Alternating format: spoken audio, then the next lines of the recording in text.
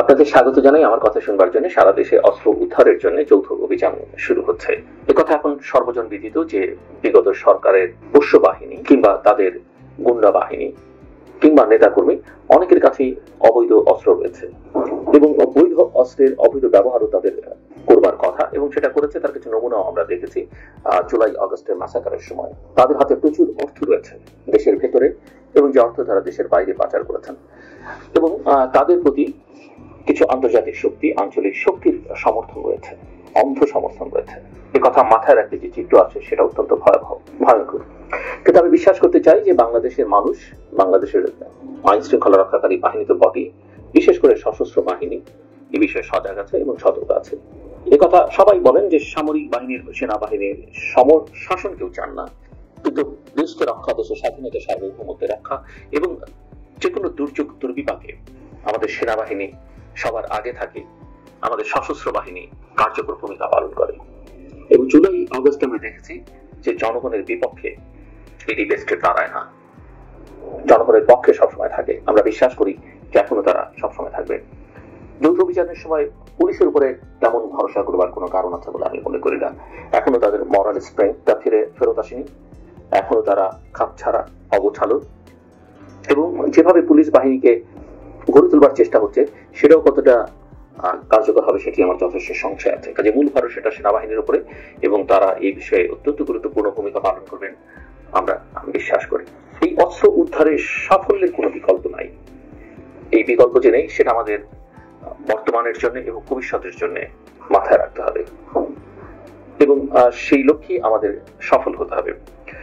কেননা এই আন্দোলনের সময় বিভিন্ন থানা থেকে, বিভিন্নভাবে, বিভিন্ন জায়গা থেকে প্রচুর অস্ত্র আওয়ামী লীগের বিভিন্ন অঙ্গ সংগঠন এবং তাদের যে গুন্ডা বাহিনী, ক্ষমতা শেষ আগে আওয়ামী লীগ অবশ্যই অনেক ভালো মানুষ আছেন, অনেক ভালো নেতাকর্মী আছেন, ত্যাগী নেতাকর্মী আছেন, কিন্তু যে গুন্ডা বাহিনী তারা তৈরি করেছে ক্ষমতায় থাকবার জন্য এবং ক্ষমতায় থাকবার সময় তাদের হাতে প্রচুর অস্ত্র শস্ত্র গেছে। প্রশ্ন, এই অস্ত্র কিভাবে গেল সেটাও খুঁজে বের করা দরকার। যাদের হাতে অস্ত্র দেখা গেছে, আমরা অনেক ভিডিও দেখেছি, সেই সব ভিডিও দেখে দেখে এদের খুঁজে বের করতে হবে, চিহ্নিত করতে হবে, এবং কারা এর পেছনে ছিল সেটা বের করতে হবে।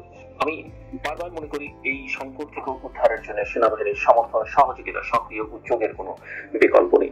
না হলে সবকিছু ব্যাখ্যা করতে পারে যে সাফল্য আমরা অর্জন করেছি সেটা হাতছাড়া হয়ে যেতে পারে।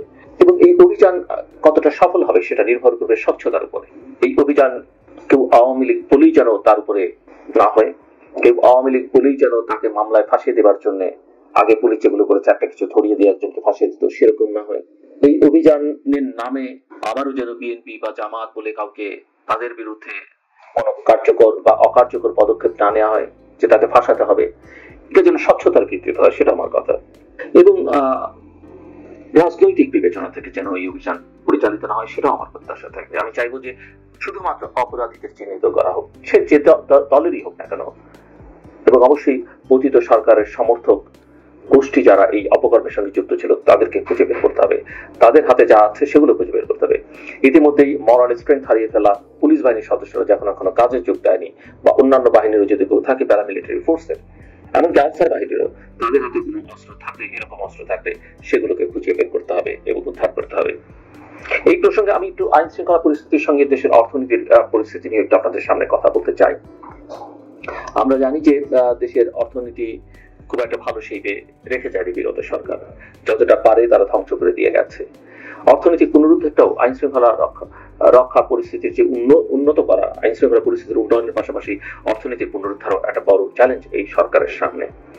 একথা ঠিক যে বাংলাদেশের ব্যবসায়ীরা যে কোনো কারণেই হোক, রাজনৈতিক বিবেচনায়, ব্যবসায়িক স্বার্থে বা যে কোনো প্রয়োজনে তারা বিগত সরকারকে অন্ধ সমর্থন দিয়ে গেছেন। তারা একটা অলিগার্ক তৈরি করেছেন বাংলাদেশের বিগত সরকার, এই অলিগার্ক শ্রেণীকে তৈরি করেছেন।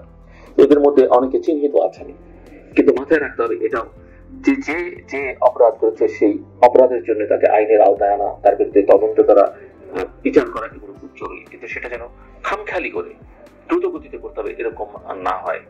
এটা মাথায় রাখতে হবে এই কারণে যে এদের অনেকেরই নানান শিল্প ব্যবসা প্রতিষ্ঠান রয়েছে যেখানে হাজার হাজার কর্মী আছেন, যে শিল্পগুলো বাংলাদেশে উন্নয়ন অগ্রযাত্রার ভূমিকা রেখেছে সেটাও কিন্তু আমাদের বিবেচনায় রাখতে হবে। কাজে একজন অপরাধীর জন্য একটা শিল্প প্রতিষ্ঠান বন্ধ করে দেয়া, সেটাকে আক্রমণ করা, হাজার হাজার মানুষ চাকরিচ্যুত হয়, সেরকম একটা পরিস্থিতি যেন তৈরি না করা হয়।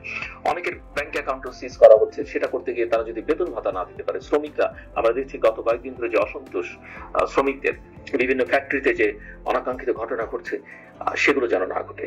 সবাই যেন বেতন ভাতা দিতে পারে, প্রতিষ্ঠানগুলো যেন সচল থাকে, এবং যারা অপরাধ করেছেন, ব্যবসায়ী হোক আর যেই হোক, তাদেরকে আইনের আওতায় এনে ধীরে ধীরে ধীরে ধীরে তদন্ত করে, প্রকৃত তদন্ত করে সমস্যাটা সমাধান করা। এক বাক্যে যদি ওই 111 এর মতো তাদের আটকে দেওয়া হয়, এমন একটা অর্থনৈতিক সংকট তৈরি হতে পারে। কারো যদি ব্যাংক অ্যাকাউন্ট বন্ধ করে দেওয়া হয়, কাউকে যদি তার শিল্প প্রতিষ্ঠান না চালাবার মতো জায়গায় নিয়ে যাওয়া হয়, তাহলে শ্রমিক অসন্তোষ বাড়বে, অর্থনীতি, ব্যবসা বাণিজ্য ক্ষতিগ্রস্ত হবে। সেটা যেন আমাদের কর্তা ব্যক্তিরা মাথায় রাখেন। নিঃসন্দেহে কাউকে যদি আটকাতে হয়, দেশের সীমানা বন্ধ করে দিলে হলো, তারা যেন দেশের বাইরে না যেতে পারেন এবং তাদেরকে ডেকে সংশ্লিষ্ট কর্তৃপক্ষ কথা বলতে পারেন, এবং তারা যেন হাতছাড়া নিয়ন্ত্রণের বাইরে না চলে যান, সেরকম একটা ব্যবস্থা করে আমি মনে করি ব্যবসা বাণিজ্য, তার সেটা জারি হোক না কেন, সেটা সচল রাখা খুব জরুরি। দেশের স্বার্থে, শ্রমিকদের স্বার্থে, কর্মসংস্থানের স্বার্থে এই জায়গায় কিছু পদক্ষেপ আমরা দেখেছি। সেই পদক্ষেপগুলো কতটা সুবিবেচনা প্রসূত, সেটা সংশ্লিষ্ট কর্তৃপক্ষ ভেবে দেখবেন বলে আমি প্রত্যাশা করি। আমার কথা শোনার জন্য আপনাদের ধন্যবাদ। আপনাদের সমাজ